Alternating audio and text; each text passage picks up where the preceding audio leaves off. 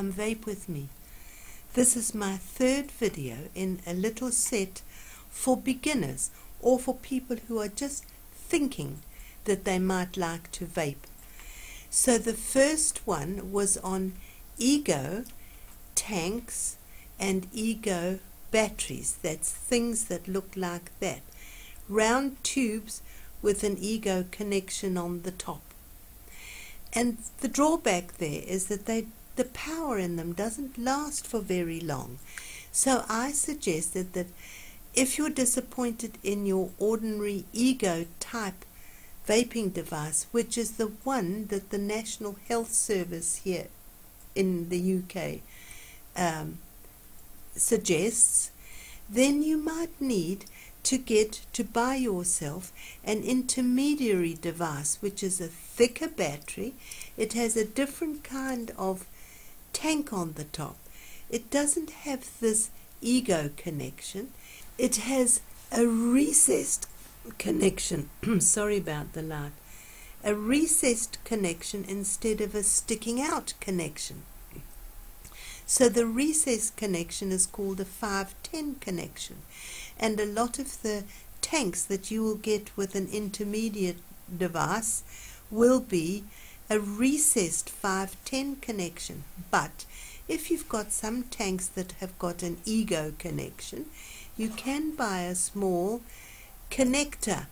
It's just a little device that you screw in that changes your innie to an outie, so that you can use your Ego type tanks on any connection, a 510 connection, on possibly any bigger device that you buy.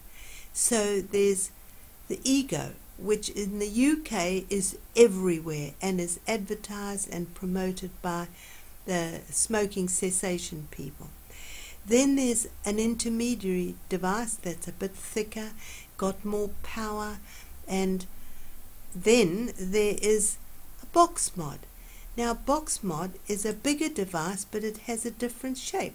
This is a tiny little box mod.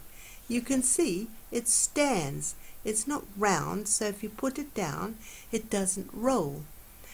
You can get a medium-sized box mod. You can see it stands.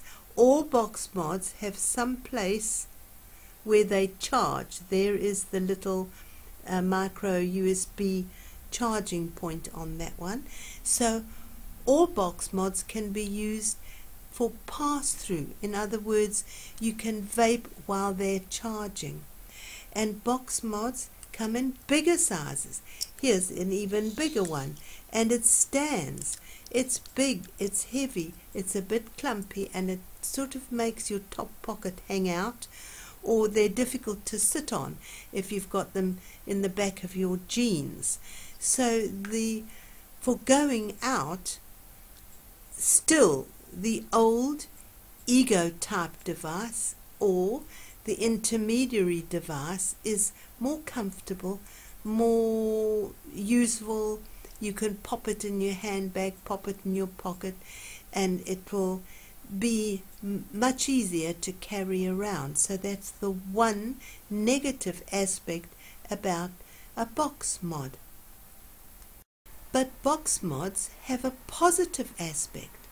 The positive aspect is that they are a big battery, and they hold a heck of a lot more power than a tiny little battery like you would get in an Ego style vaping device. So there's a lot of power in them. Some of them are vast and very powerful. You don't need things like that. You need something that's got a screen on it so that you can read what you're doing, and you will soon get used to ramping the power up or reducing it to find what we call the sweet spot when you are vaping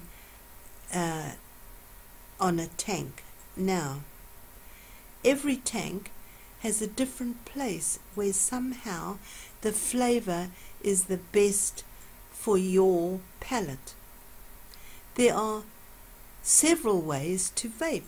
You can vape mouth to lung. That is like I used to smoke. I draw the smoke into my mouth and then breathe into my lung. But some smokers breathe straight into their lung. You can do that with vaping. You can get different atomizers for your tank. Remember, the atomizer is what you're going to have to order more of. So if you buy a box mod, take a note of what kind it is, what kind the tank is, and what the replaceable atomizers are, so that you can replace your atomizers, because they don't last forever. So you will get an atomizer to suit your kind of vaping. If you vape mouth to lung, you need an atomizer that does the job. If you just draw the vapor into your lungs, you need a looser flow of air so that you can get more air and the vapor will go straight to your lungs without effort. Then there's sub-ohming. Sub-ohming I can't do. It just ends up making me cough. And also I don't like clouding and puffing out clouds of vapor that frighten people. But every tank that you're going to use on your box mod, mostly they have that connection. That's a 510 connection, and I've told you you can get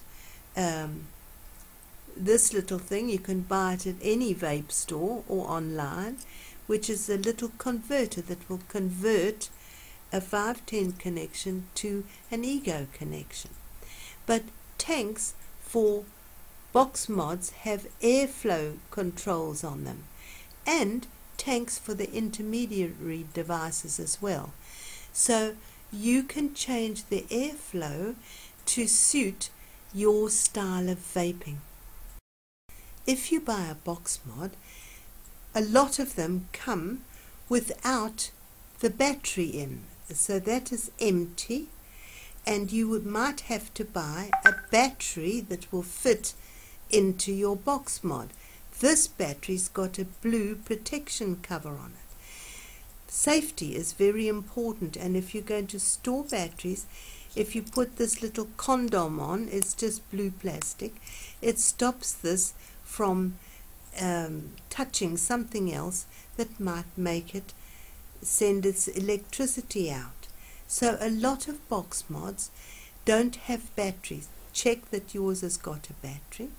If you just buy the bottom part of a box mod instead of the whole set, you need to see that your tank is the same diameter as your mod, because you don't want a great big tank on a small connection at the top of your mod, which might be smaller than the actual tank. Your vape shop will advise you, so you can buy all these things separately, but you can also get good offers on the whole set. So it would be the box mod, the tank, the battery, and some atomizers, and maybe even some e-liquid. So often those sets are cheaper than buying things separately. And the last thing to say is, if you are going to go in and buy a box mod, which you can order on the internet too, keep it simple. You don't need a box mod that is huge and heavy and vastly powerful, because you're not into sub-ohming or clouding yet. Take little steps.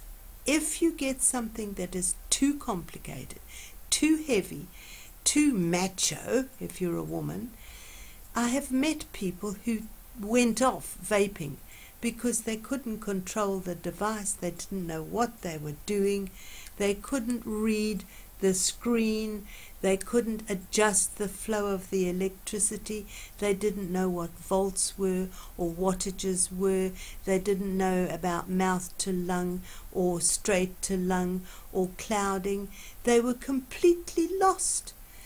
Those people should have started with something that they picked up at the till in their local supermarket and played with that for a little while, and then grown into having a bigger battery and a different tank, and then once you've grown into that, you get a box mod for using at home mostly. I very seldom take my box mods out because they don't fit into my bag properly. They make my jumper pockets sag outwards because they're too heavy, and if I take them out to vape with, people's eyes dilate. They sort of look like a small gun, you know, rather than just something that is, remember always, vaping is a substitute for smoking. It's a smoking substitute, and it would be very nice if you could substitute your smoking with vaping, because it's healthy, it's clean, it's fun, it's an adventure, and nobody ever bragged about what kind of cigarette they ever smoked. Well, I didn't, but I'm interested in every device virtually that comes out. I'm muddled now. There are so many different devices and squonks and goodness knows what else is happening in the vaping world. So just start slowly and join us vaping. It's a lovely hobby. Thanks for vaping with me.